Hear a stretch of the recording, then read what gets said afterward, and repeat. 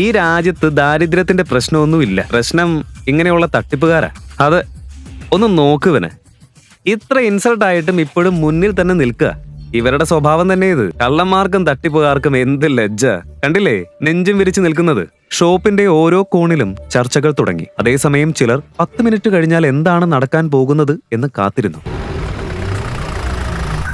അപ്പോഴേക്കും നിരവധി expensive cars ഷോപ്പിന്റെ മുന്നിൽ വന്ന് നിർത്തി. കാറുകൾ നിർത്തിയ ഉടൻ ശക്തരായ പരുക്കന്മാരായ ബോഡി ഗാർഡ്സ് കയ്യിൽ ഗൺ പിടിച്ച് ഷോപ്പിന്റെ പുറത്തു നിന്നു. അതേ സമയത്ത് മുൻഷിജി കാറിൽ നിന്നിറങ്ങി ഷോപ്പ് മുഴുവൻ ശ്രദ്ധിച്ചു നോക്കാൻ തുടങ്ങി. മുൻഷിജി ഷോപ്പിലേക്ക് കയറിയ ഉടൻ തന്നെ ഗൗതം അവിടെ നിൽക്കുന്നത് കണ്ടു. ബോഡിഗാർഡ്സ് എല്ലാം അപ്പോഴേക്കും ഷോപ്പ് മുഴുവൻ വളഞ്ഞിരുന്നു. മുൻഷിജി എത്തിയതോടെ ഷോപ്പിനുള്ളിൽ വീണ്ടും ആളുകൾ തമ്മിൽ ചർച്ചകൾ തുടങ്ങി.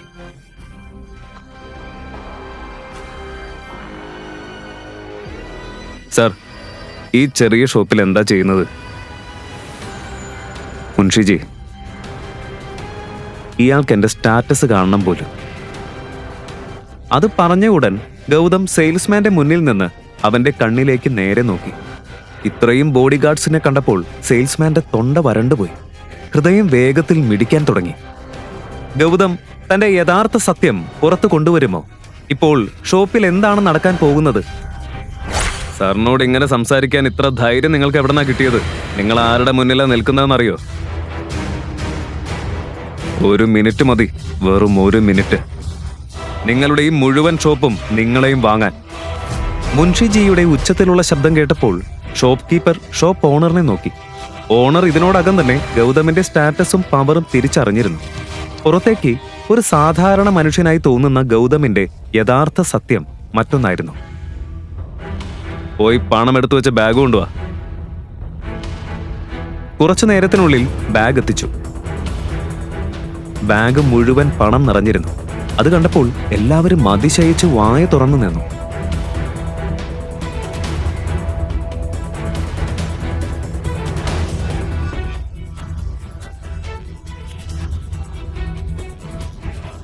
മറുവശത്ത് ഷോപ്പ് ഓണറിന്റെ കാലുകൾ വിറയ്ക്കാൻ തുടങ്ങി. അടുത്ത നിമിഷം അവൻ ഗൗതമിന്റെ കാലിൽ വീണു. രാജ, ദയവായി ക്ഷമിക്കണം സാർ. എനിക്ക് തെറ്റുപറ്റിയതാ. ദയവായി എനിക്ക് മാപ്പ് തരണം.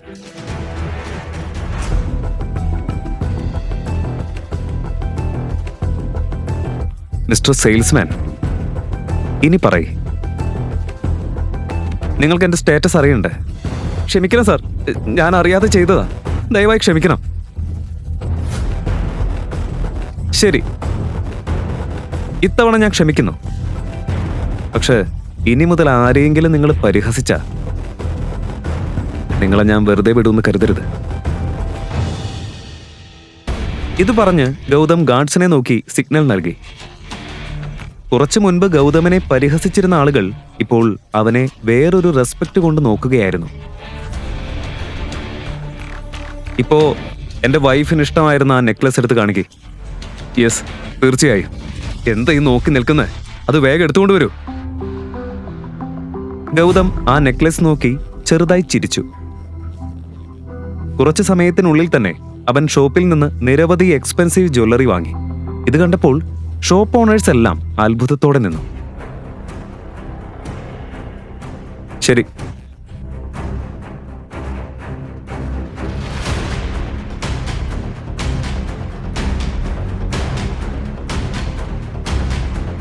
മുൻഷിജി വരൂ.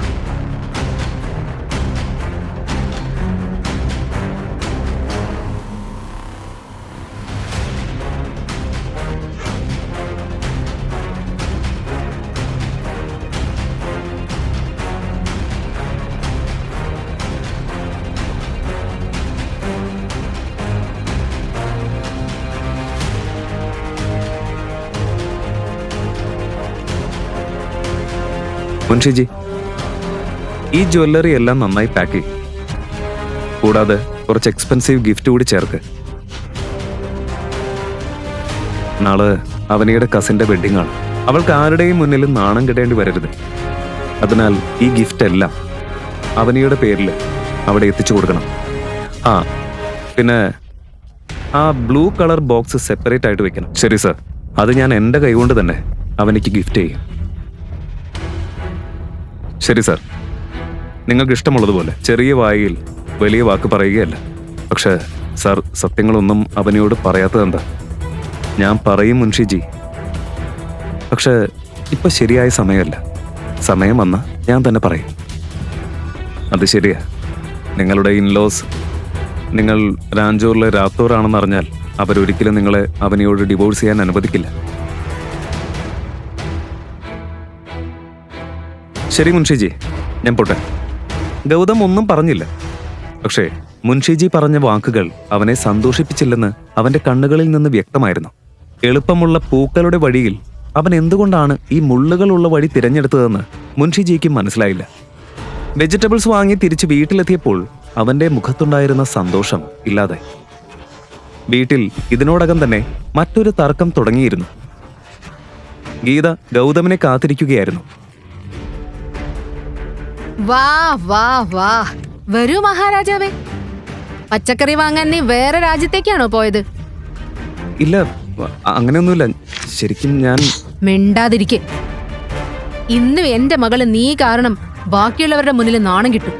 മോം, മുജ്ജന്മത്തിലെ ഏത് പാപത്തിനാണാവോ ദൈവം എന്നെ ഇങ്ങനെ ശിക്ഷിക്കുന്നത്?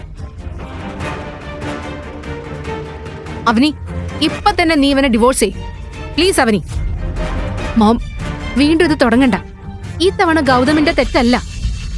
പക്ഷെ ഓരോ ദിവസവും ഈ ഡിവോഴ്സ് എന്ന വാക്ക് കേട്ട് ഞാൻ മടുത്തു. പിന്നെ ഞാൻ എന്ത് ചെയ്യണം? ഇവനെ കണ്ടാൽ തന്നെ എനിക്ക് ശ്വാസം മുട്ടുന്നു.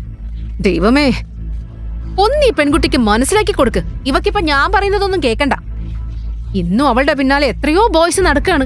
പക്ഷേ ഗീതയുടെ കരച്ചിലും ഡ്രാമയും പുതിയ കാര്യമല്ല. ഇങ്ങനെ ഇമോഷണൽ ബ്ലാക്ക്മെയിൽ ചെയ്ത് അവനെയെ സമ്മർദ്ദത്തിലാക്കുന്നത് അവൾക്ക് പതിവായിരുന്നു. ഗൗതം, നീ കിച്ചണിലേക്ക് പോയിട്ട് എന്തെങ്കിലും ഭക്ഷണം തയ്യാറാക്ക്. അമ്മയെ ഞാൻ ഡീൽ ചെയ്യാം കേട്ടോ. വായിക്ക് രുചിയുള്ള വല്ലതും ഉണ്ടാക്കണം. പിന്നെ സിങ്കിൽ ഒരു പാത്രം പോലും ഞാൻ കാണാൻ പാടില്ല. ഓ. അടുത്ത നിമിഷം തന്നെ ഗൗതം കിച്ചണിലേക്ക് പോയി. പക്ഷേ ഗീതയുടെ കോപം ഇപ്പോഴും മാറിയിരുന്നില്ല. അവളുടെ കണ്ണുകളിൽ കണ്ണീരും നിറഞ്ഞിരുന്നു.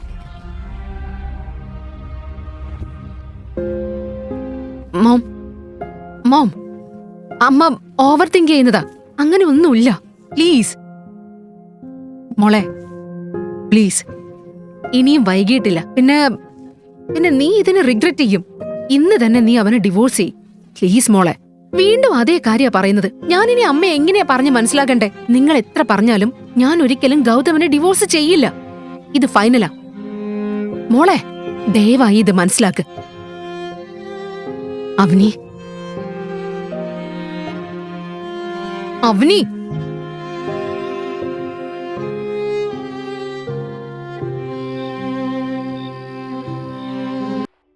ഈ കഥ തുടർന്ന് കേൾക്കുന്നതിനായി ഇപ്പോൾ തന്നെ പോക്കറ്റ് FM ആപ്പ് ഇൻസ്റ്റാൾ ചെയ്യൂ.